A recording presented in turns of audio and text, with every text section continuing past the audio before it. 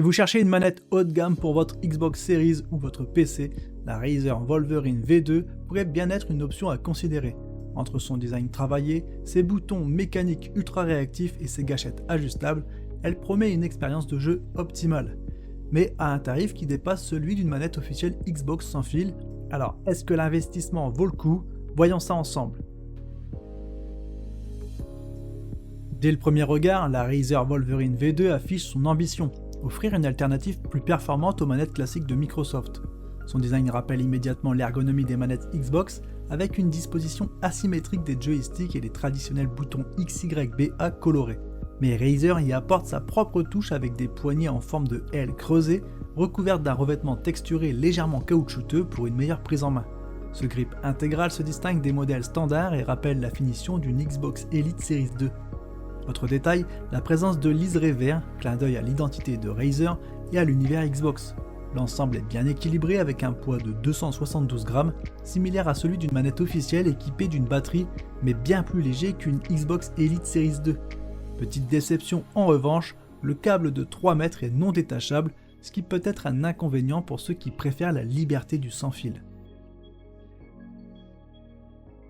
Ce qui distingue vraiment la Razer Wolverine V2, c'est son utilisation de boutons mécatactiles, un choix inspiré des claviers mécaniques de la marque. Ces boutons XYBA et la croix directionnelle offrent une course réduite de 0,65 mm, garantissant une réactivité accrue. À l'usage, cela se traduit par des clics nets et précis, avec un retour rapide sous les doigts. L'avantage est notable sur les jeux qui nécessitent des inputs ultra rapides, comme les FPS ou les jeux de combat. Autre atout, les gâchettes adaptatives, grâce à 2 interrupteurs situés à l'arrière, il est possible d'ajuster leur cours selon le type de jeu. En position longue, elle offre une sensation plus progressive, idéale pour les jeux de course, et en position courte, elles deviennent plus réactives, un plus pour les jeux de tir compétitifs. En revanche, elles souffrent d'un manque de résistance et d'un retour un peu trop mou par rapport au modèle officiel Xbox. Côté personnalisation, Razer ajoute 2 boutons supplémentaires, M1 et M2, sur les tranches supérieures de la manette. Ils sont entièrement reconfigurables via l'application Razer Controller Setup for Xbox, bien que leur placement demande un temps d'adaptation. Dès les premières sessions, la Razer Wolverine V2 impressionne par sa précision. Son ergonomie bien pensée assure une stabilité irréprochable, même lors des sessions prolongées. Les joysticks larges, légèrement plus grands que ceux d'une manette Xbox classique, permettent un contrôle plus précis avec une résistance bien calibrée. L'absence de drift, même après plusieurs heures de jeu, est un bon point. La croix directionnelle, bien que très réactive grâce au contact mécanique, divise les avis.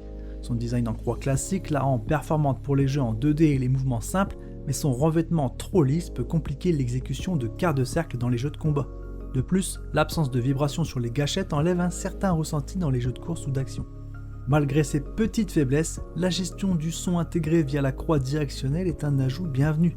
Il est possible de régler le volume du jeu et du chat vocal directement depuis la manette, un atout pour les joueurs qui utilisent un casque filaire via la prise jack 3.5 intégrée. Face à la Xbox Elite Series 2, la Razer Wolverine V2 propose une alternative intéressante, notamment pour ceux qui recherchent une réactivité maximale. Ses boutons mécaniques et ses gâchettes ajustables lui confèrent un avantage en compétitif, mais elle ne peut rivaliser avec les nombreuses options de personnalisation de la Elite Series 2, comme les sticks interchangeables ou les palettes arrière. De plus, l'absence de connexion sans fil est un vrai frein pour ceux qui privilégient la liberté de mouvement.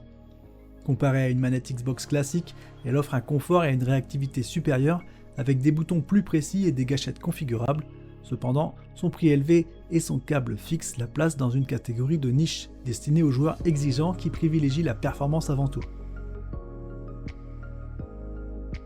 La Razer Wolverine V2 coche de nombreuses cases pour une manette filaire premium. Ergonomie améliorée, boutons mécaniques ultra réactifs, gâchettes personnalisables et compatibilité Xbox PC sans aucun réglage.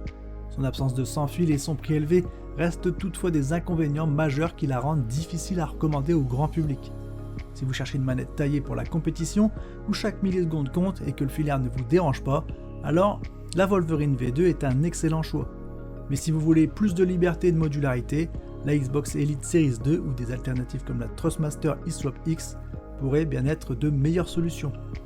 Le lien est en description si vous voulez en savoir plus. N'hésitez pas à laisser un commentaire pour donner vos impressions, à liker la vidéo et bien sûr, comme d'habitude, à vous abonner pour ne pas manquer nos prochaines présentations de produits. Merci d'avoir regardé, à très bientôt. Ciao ciao.